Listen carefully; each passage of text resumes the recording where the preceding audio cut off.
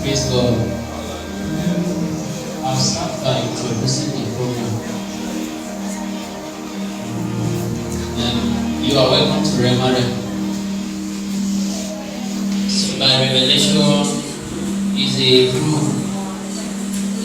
of fellowship. I am not discouraged. If I am discouraged, you wouldn't see the picture seen around us now.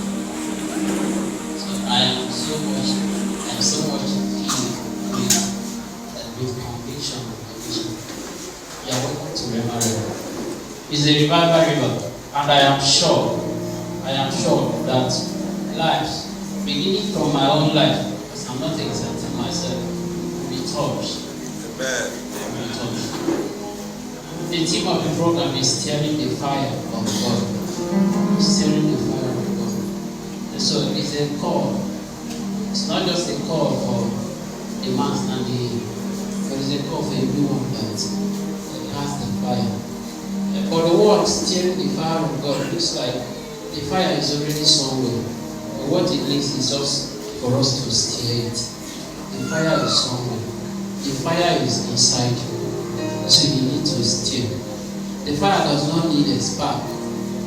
It doesn't need spark. What it needs is stirring. So we gather to stir the fire of God.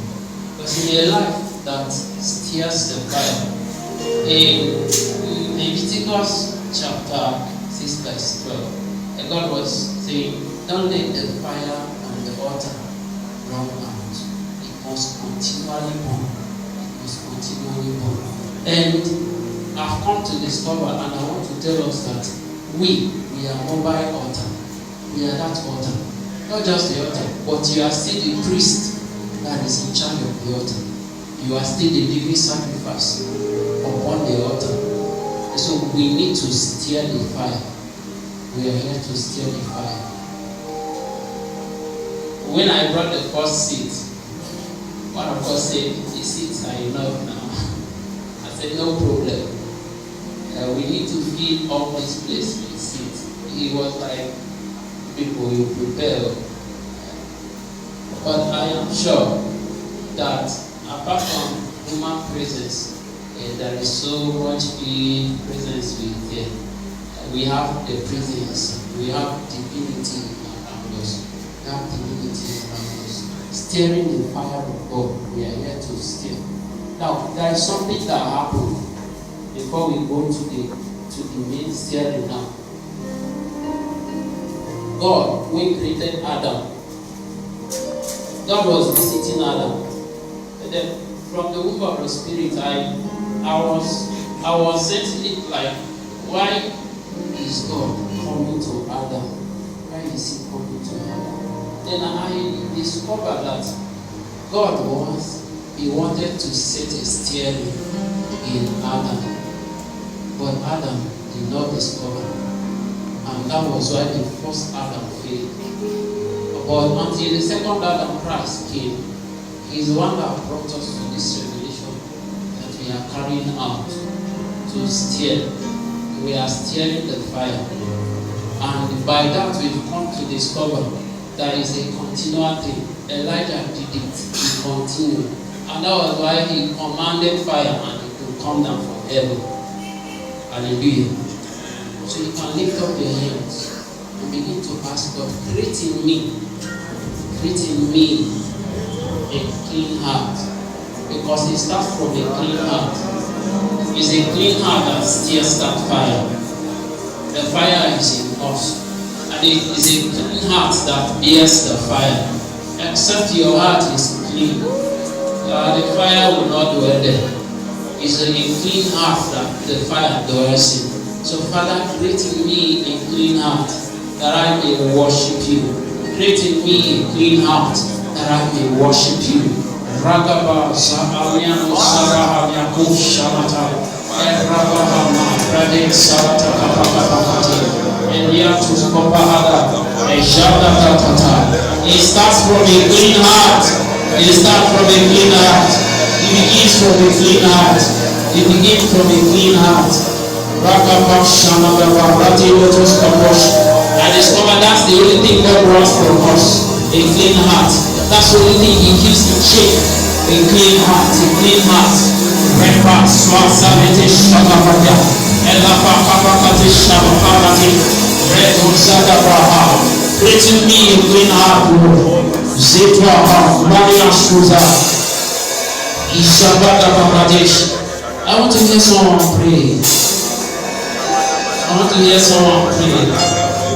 You've not gotten here to witness the demonstration or to see how Rhema